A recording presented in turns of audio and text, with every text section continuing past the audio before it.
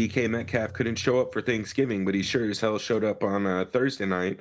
Looks like we're just going to continue this Thanksgiving Day trend, right? Looks like we Yeah. got Packers and Chiefs again. Hopefully we don't get a crazy showing like we did on Thursday, though, man. Yeah, dude, I did not expect that. I got messed up. I got messed up. Let's bounce back. Let's do it.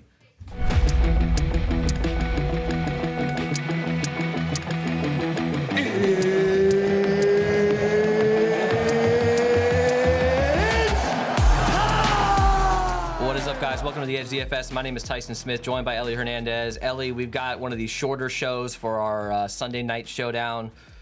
Should be about a 30-minute show. I know it's hard to watch these shows on Sunday with all the football going on. Chiefs going into Lambeau Field.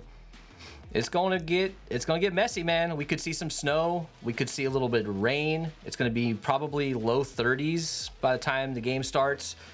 We know Green Bay is built for this. We know that Green Bay is not going to have any issues. And Kansas City is, they played in pretty bad conditions too. We know Patrick Mahomes can play in the cold, so I'm not super worried about that. But it changes the game script a little bit. We might see some more running involved. This is a little bit of a lower total. So what are your thoughts on this matchup, man? This is a 42.5 point total. Not used to seeing that for a Chiefs slate. But the Packers are 6 point home dogs, man. They're plus 215 on the money line. What are your thoughts on this game, dude? Like, the Packers showed out last week. Is that their ceiling? Like, did we see the best game they're going to play all season, or are they trending up to where maybe we think that this could be an upset? What do you think? Look, I think the Packers are definitely trending up. We're seeing a lot of improvements, and they're a really young team, right? So I think people that expected them to come out and be the Aaron Rodgers Packers were just, not to be a dick about it, but delusional, right? Jordan Love is just getting his first season under his belt, and he's building some rapport with the offense. So I do think that we're going to continue to see them develop.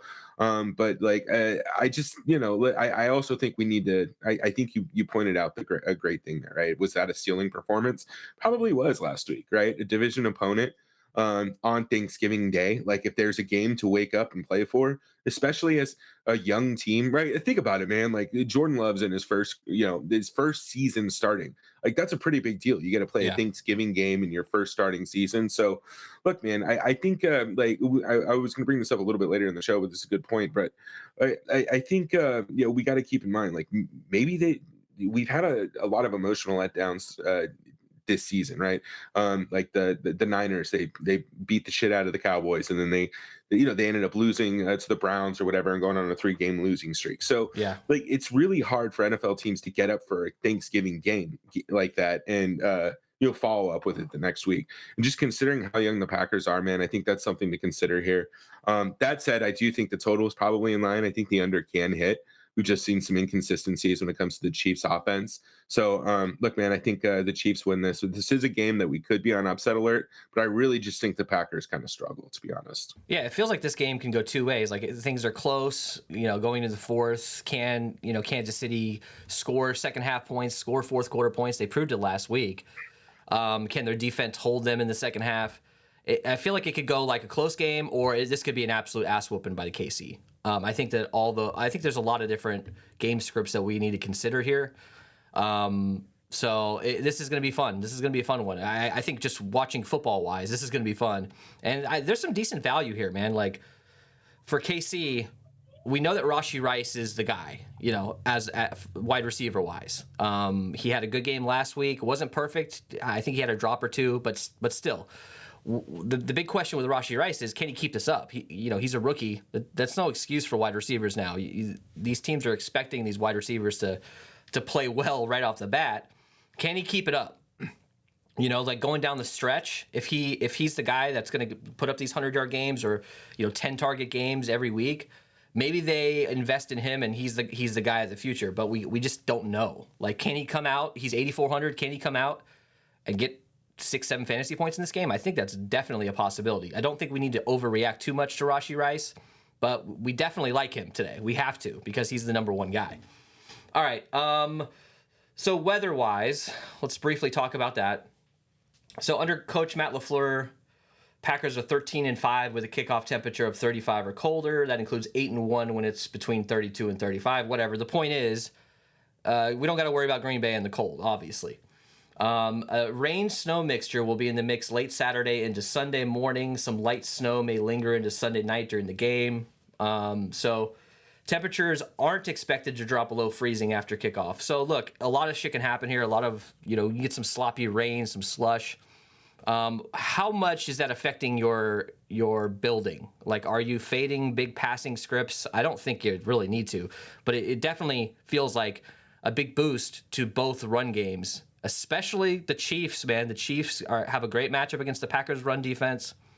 The Packers defense is pretty damn good overall, but this run defense is something they need to expose. So thoughts on what boosts are you giving here? Are you decreasing kickers? Are you boosting up your defense game scripts? What do you think? Look, man, I was already kind of just expecting this to be a more of a defensive battle, crazy as it is to talk about with the Chiefs. I don't know if this necessarily changes my mindset all that much, but if anything, I'm going to try not to go into building with too much confirmation bias with this. To be honest with you, right? I don't want to overdo the defenses and a low passing output with Pat Mahomes. But yeah, man, it's something to keep in mind. And I think the one thing to be mindful of: Pat Mahomes crushes in December, he crushes in the winter. And let's not overread the Matt LaFleur statistics, right? 13-5, because he also had Aaron Rodgers for the duration of that. Exactly. So A-Rod is also great in cold weather. So, it's stuff we got to compensate for. And who knows, maybe Jordan Love didn't he go to UCLA or Cal or some shit? So I don't know. Yeah, I mean, by this point, this isn't his first season, so I'm assuming that Jordan Love's going to have some cold practices and some cold days, and he's probably going to be used to it at this point. I'm being an asshole. So some matchup stuff to talk about here. So we got Trent McDuffie, L'Jarius Sneed, you got Watson. It looks like we could see Watson on the outside or in the slot. McDuffie seems to line up in the slot. I don't think that there's like a specific matchup that we have to really worry about much, but McDuffie's a 4th rated overall PFF cornerback, so worth mentioning there.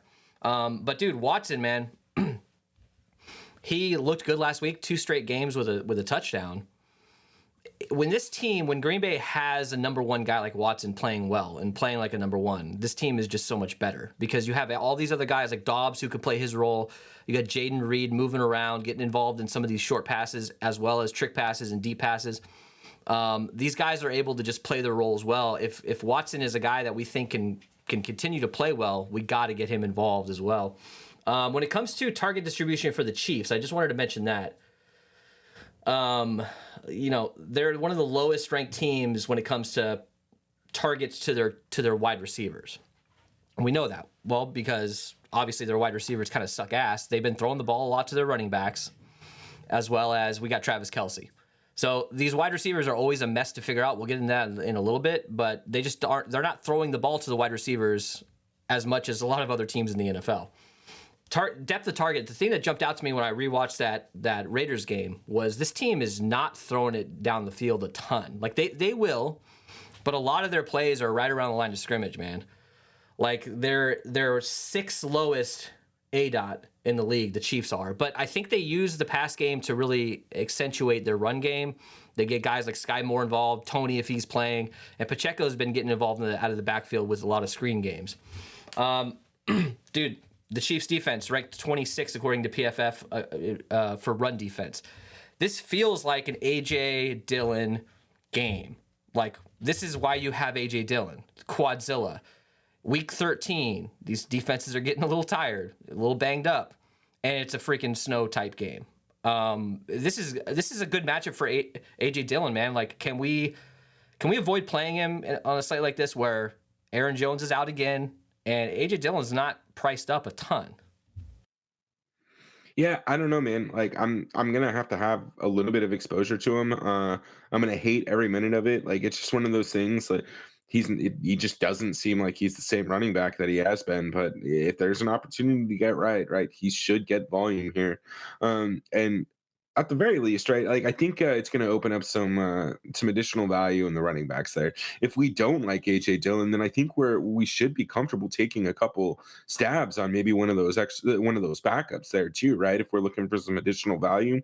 So look, man, I think we're going to have to pay attention to that position. That position might be what fucking determines the slate, unfortunately.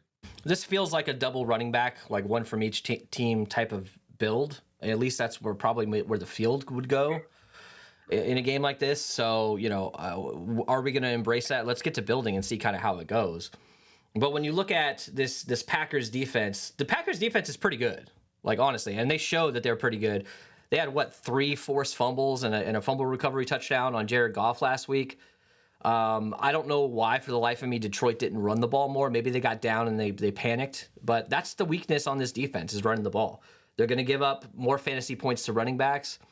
It's something we got to really target in this game with Pacheco. Even a guy like CEH, he got two touchdown opportunities in that game. He got some more run than he usually does.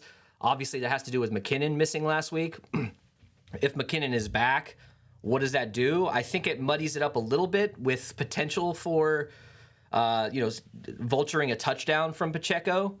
But overall, Pacheco is in a smash spot. Let's get to anything else to talk about here, matchup-wise, things you're looking at. Do you want to get into injuries? I think I'm good, man. Let's get into injuries. All right. So generally speaking, the Chiefs are fine, like health-wise. They seem to be pretty healthy. Jerick McKinnon is questionable. He was a DNP Wednesday, but he's limited the past 2 days. If we see him back, are you interested in getting to any Jerick McKinnon for a team that maybe is going to be throwing the ball, continuing to throw the ball close to the line of scrimmage, like they have been with screenplays and stuff?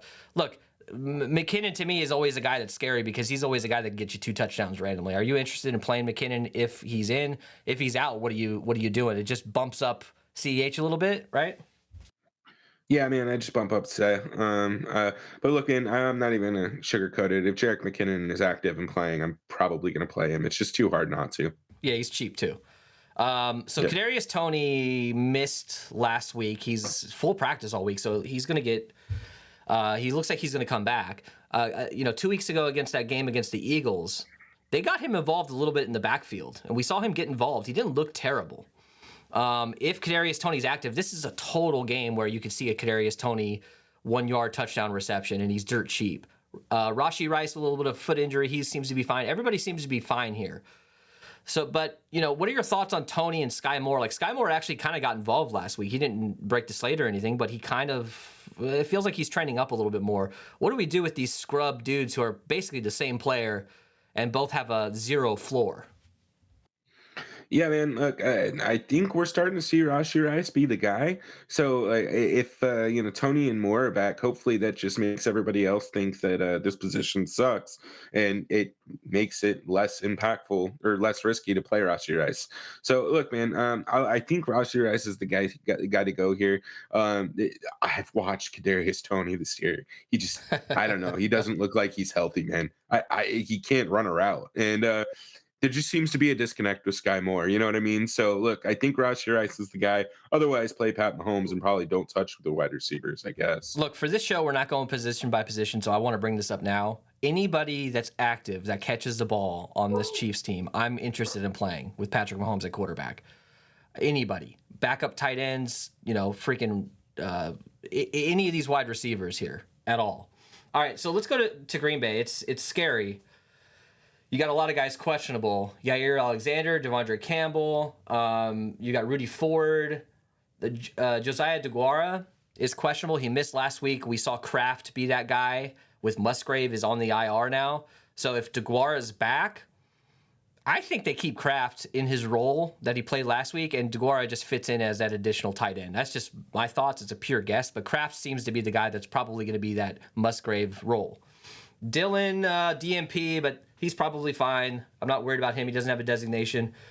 The guys we really got to talk about here are Jaden Reed, DMP two days this week and was limited on Friday. We're recording this on Saturday, so we haven't quite gotten practice information out. Make sure you guys jump in that Discord as practice information comes out, and obviously right before lock, we're going to be talking about if Jaden Reed's out, what do we do? Well, what do we do? Because he's a big part of this offense. He's looked really good. Dude, like this guy, you could chalk this guy down for 10 plus fantasy points almost every week, upwards of 20 sometimes with his upside.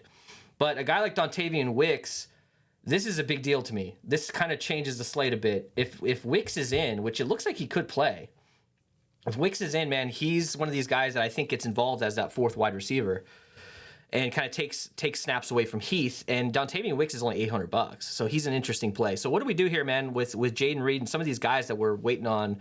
Who are you really concerned about questionable wise? And obviously, I mentioned Aaron Jones is out.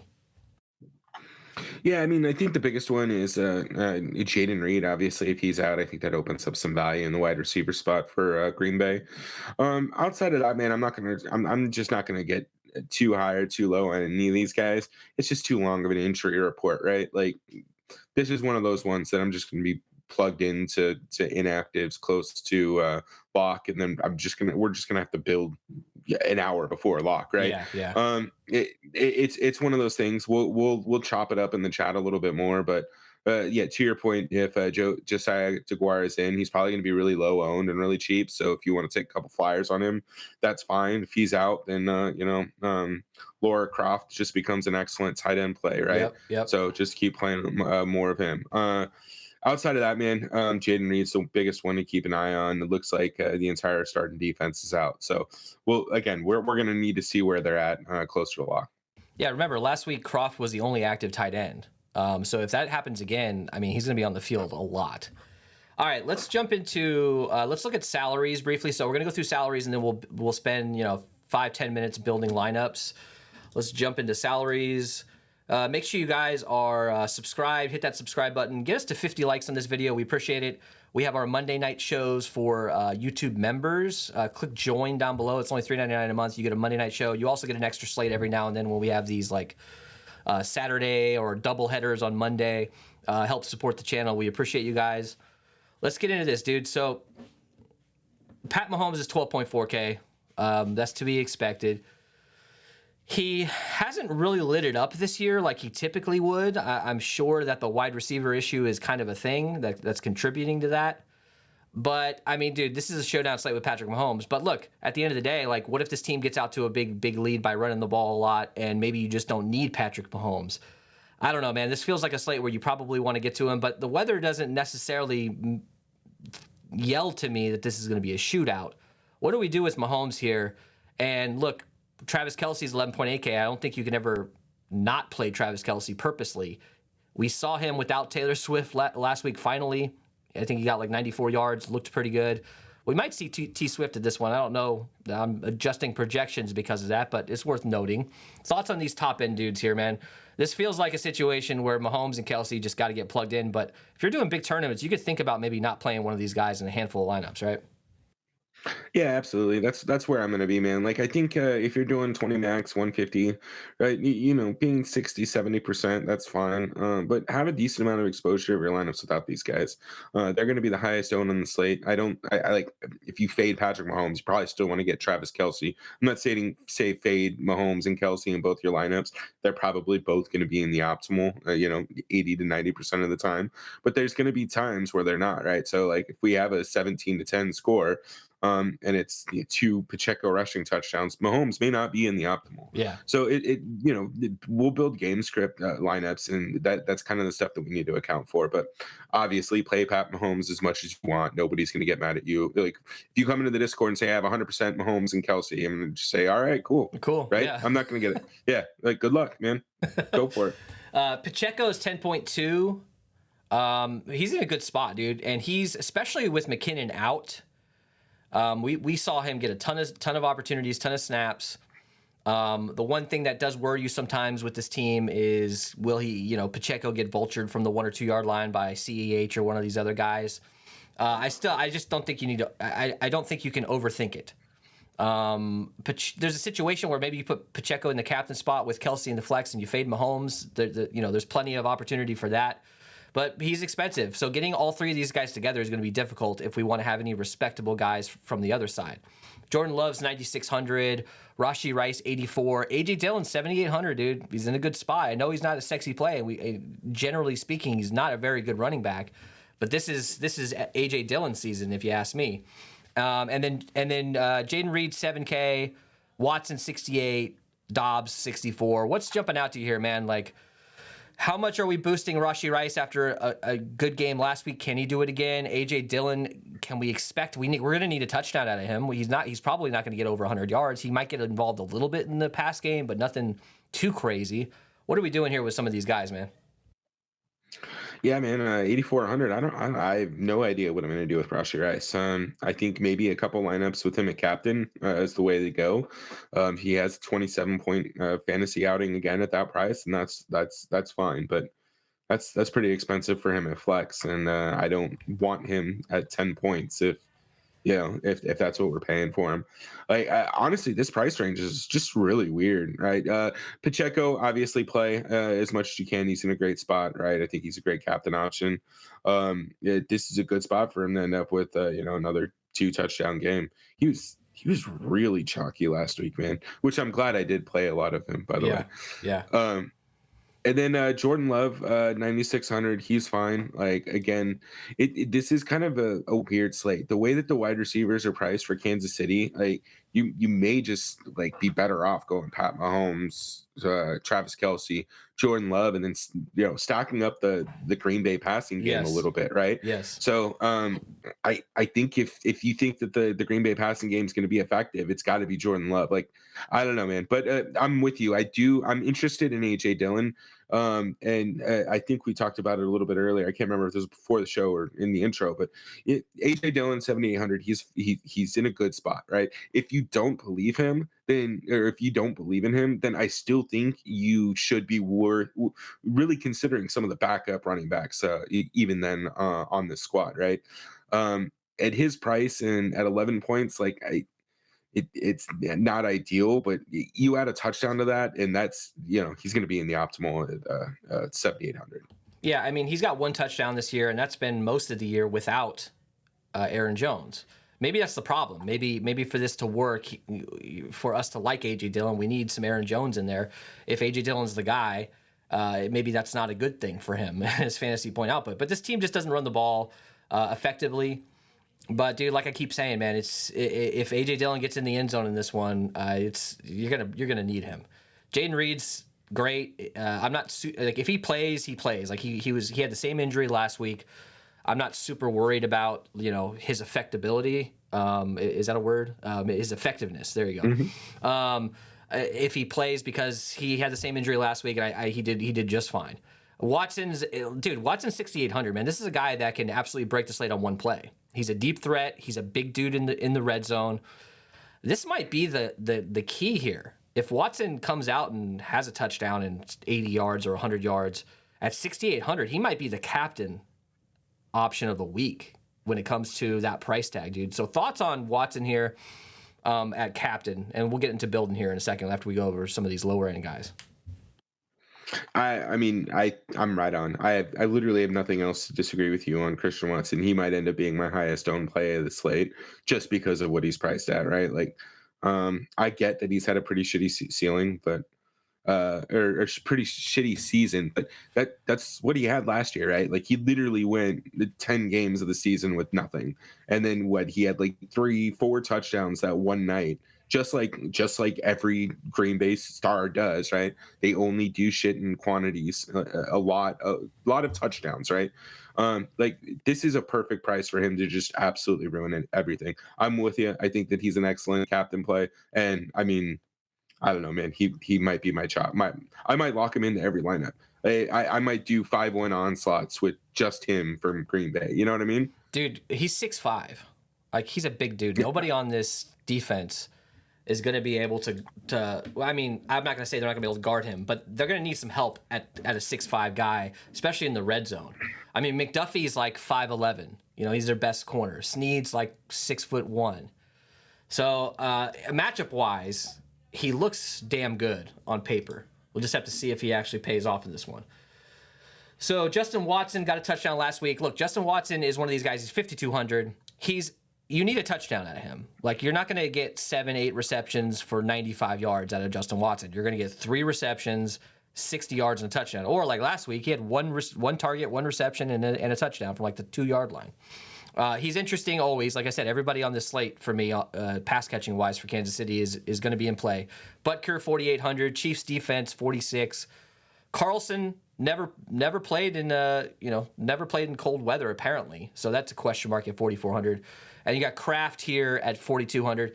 Who jumps out to you? You got MVS, a little revenge game. Sucked ass last week. He had a 1 catch for -1 yard after that horrific drop a few weeks ago. McKinnon, CEH is 2,600. Like I mentioned, dude, CEH had 2 opportunities to score a touchdown. It was on the same drive. He got down to the 1-yard line, and they gave him a goal line carry. The next play, Pacheco scored. So these mid-range to lower-end guys here, what jumps out to you, we got to think a little bit about some of these defenses, dude. We have to. Yeah, absolutely. I mean, again, we're getting into just one thing that we've noticed for Showdown. You got to leave 2,500 on the table at times, and that means you got to be comfortable playing with some of these guys. And look, Watson, I do think that he's priced up a little bit considering what we've seen as upside B. I think he still needs to be closer to he probably should be closer to the set price or McKinnon, to be honest with you.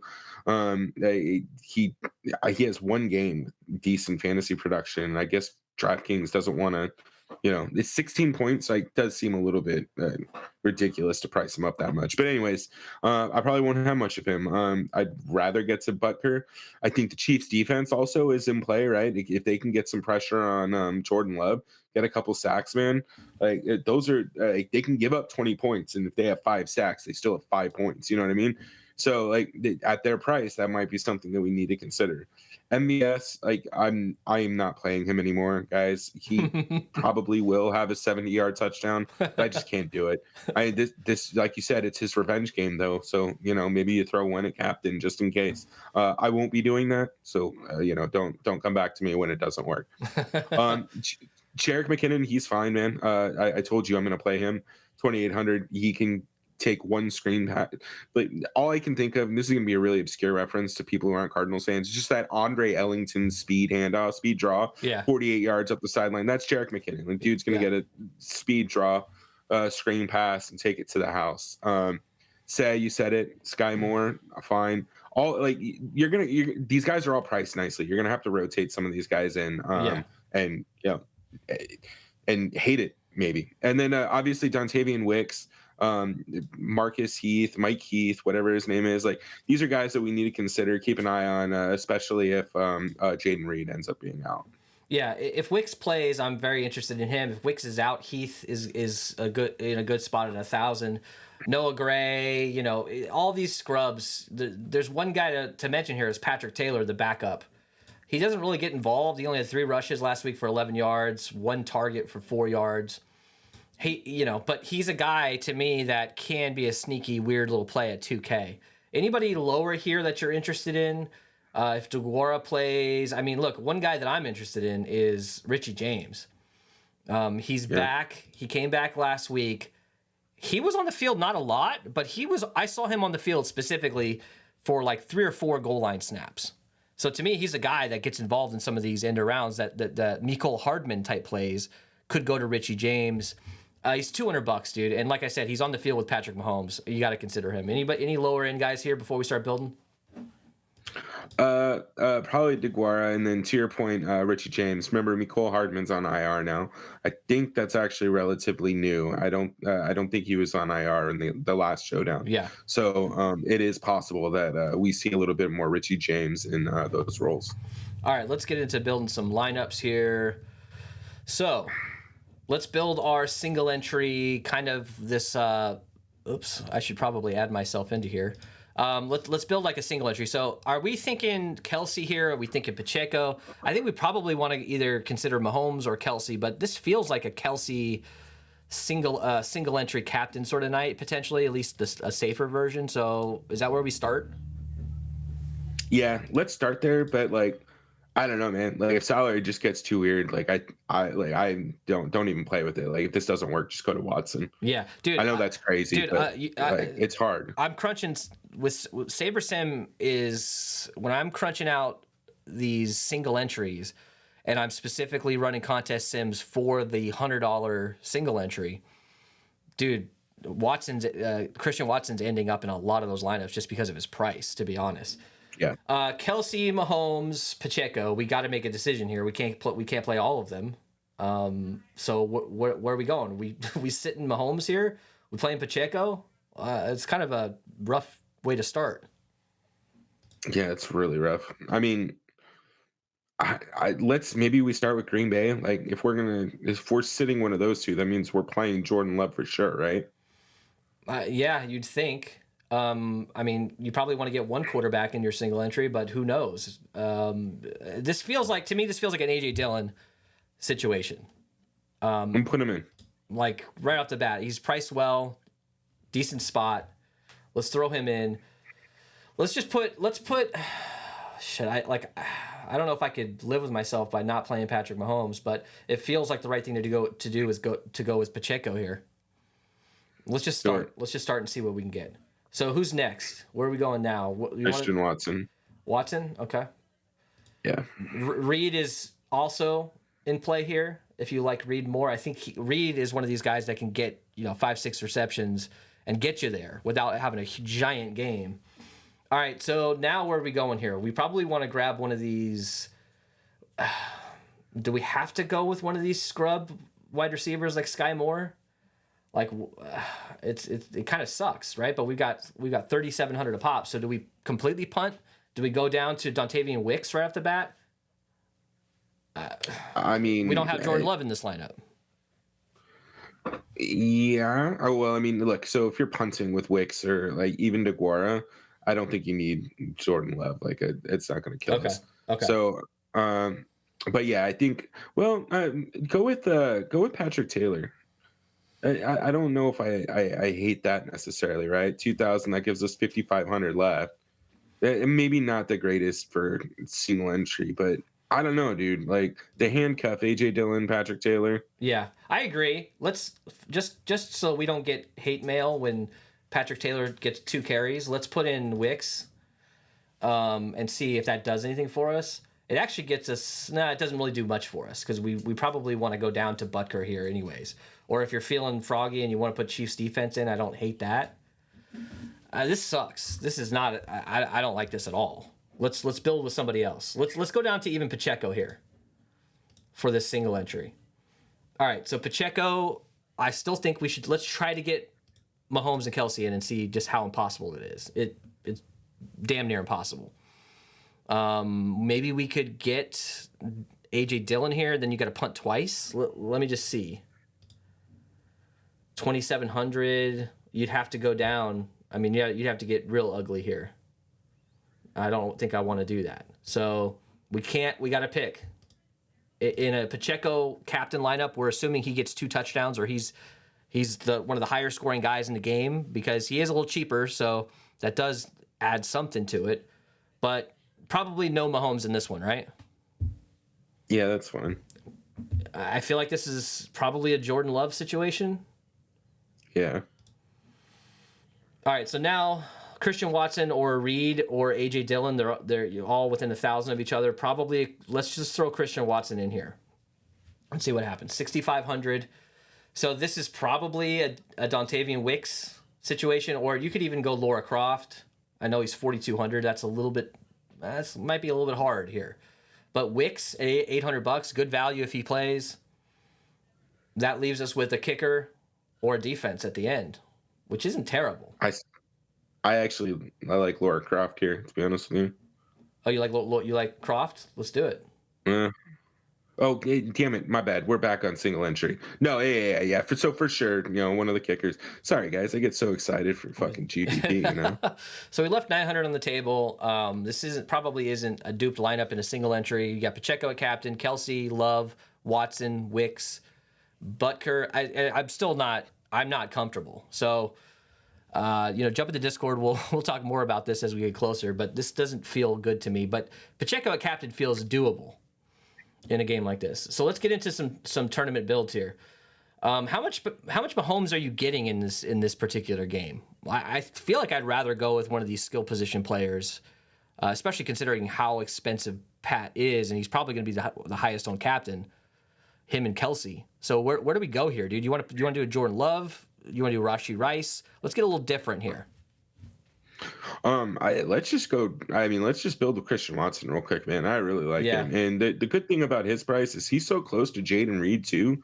Like, I might just we think Kansas City is going to win this game. We want to get different. These are going to be two low-owned captains. So you can probably build very similar lineups with both those guys and have pretty decent exposures to guys you like. And but anyways, the only game script that really eliminates these guys is a Green Bay blowout, but they got to get to the blowout somehow, So these guys are game script proof almost for the most part. All right, so Mahomes, Kelsey, Pacheco, let's just try it. Let's see if it's possible. Yeah. It's possible. It's probably not fun. At this point, we want to get value. Let's jam value in. You want to go You want to go Patrick Taylor here? Yeah. Let's try it. No A.J. Dillon in this lineup. 3,400. So this is one of these scrubs. MVS, McKinnon, CEH, Moore, Tony, any of these dudes. You could leave some money on the table and go down to Wicks and get a 3-3.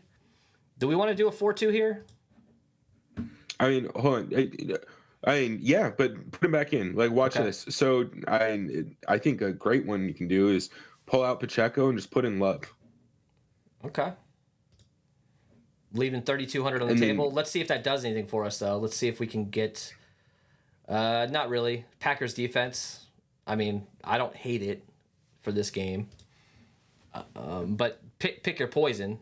You can make this a 3-3, or you can go all the way down to Heath or Wicks, whoever's in the better position here. 3,200 on the table. Let's build one more. It feels like Watson at captain is pretty damn nice. Is there anybody else that we want to mess with here? Like, do you want to do a A.J. Dillon? Do you want to?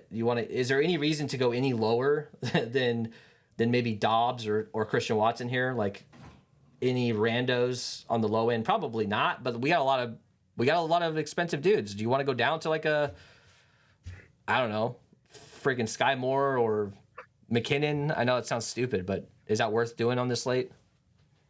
So look, this is probably super stupid, but I Tony 1,600, right? You want to throw him in captain, you're going to be able to get whatever you want. And oh man, at 1,600, if he gets a goal line touchdown, man, 3,600.